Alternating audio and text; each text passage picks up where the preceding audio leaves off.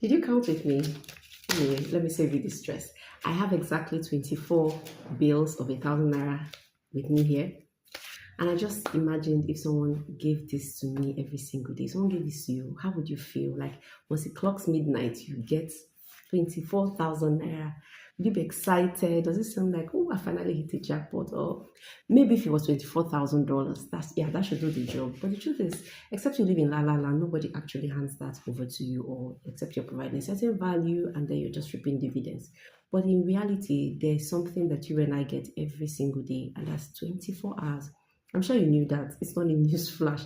But I just, took my time to ask chats what the average person gets every day. Okay. Like I'm just going to read to you exactly how it is written. No added this. I asked a question. I said, on the average, how many hours of productive time do we have? And here's the answer. So total lifespan, average human lifespan is 73 years. 73 years and 365 days times 24 hours equals 639,000 total hours. Now, when you remove childhood, limited self-awareness and agency, which is like 0 to 18 years, 73 minus 18, you are left with 55 adult years, which equals 481,800 hours. It says this is the maximum possible conscious adult time, okay? It now added, said when you remove sleep, on the average, the adult sleep is like 7 to 8 hours, but let's use 7.5 hours for the calculation, and he did 7.5 times 365 times 55, and it came to 150,500 hours sleeping. He said the remaining waking adult time, which is 491,800 minus 150,500, is 331,300 hours. He says remove basic maintenance of life, which includes eating, food time, bathing, dressing, commuting, errands and chores, and idle waiting. Conservatively average, we have 4 hours per day.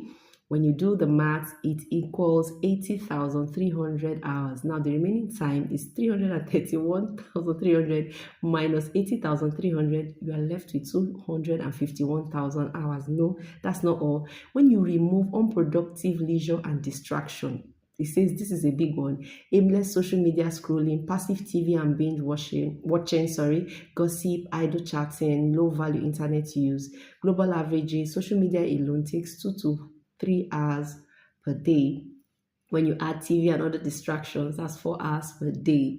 So when you do the math, another 4 hours times 365 and 55 equals 80,300 hours. Now the remaining time, when you do 251,000 minus 80,300, will be 170,700 hours.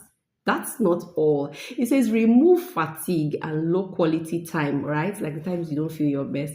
Not all waking time is usable. There's mental exhaustion, there's emotional stress, there's burnout, there's sickness, and then there are days when nothing meaningful really gets done. I'm sure we all have those days. So conservatively, we remove 20%. So 20% of 170,700 hours leaves us with 34,100 hours. And chat says, final answer. Your actual productive time is 136,600 hours. Round it, the average human being has roughly 130,000 to 140,000 truly productive hours in their entire lifetime. Now, here is the gist. That is only 15 to 16 years of fully productive time, or 2,500 productive hours per year, or 5 to 6 high quality hours per day. That is it. That's all we get. And you will agree with me that not everyone, gets the 73 years to live. And of course, all the things I put here, some people will not even figure themselves out at 20, even at 25. So do the plus and minus yourself. So people usually would think, I still have time. I think that's one of the biggest lies we tell ourselves. Like, we have time. Nobody has time. Like, in case you have not noticed, time just moves. Nobody has it. Nobody.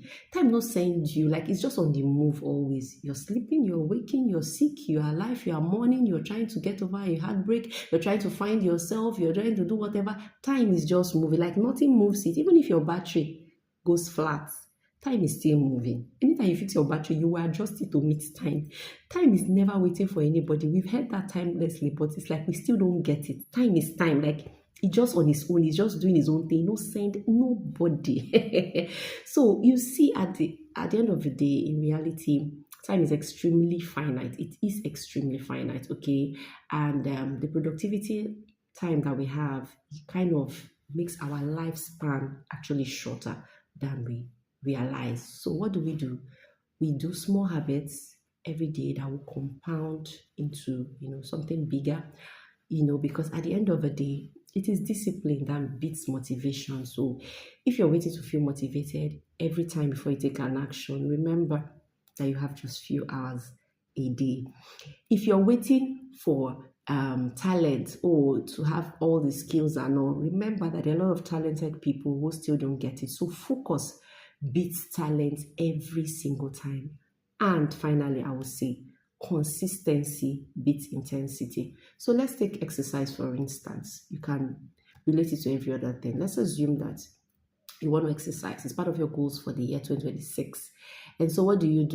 You say, oh, you know what? I'll go to the gym and I will do 5 hours, I'll do 3 hours, I will run whatever. Let me tell you, instead of doing that once a month, once a 3 months, which you will not keep to, how about just 5 minute stretches? You see, as simple as stretches, walk your staircase, walk to the shop. Just make sure every evening you take your walk. Something that simple, like it's just simple.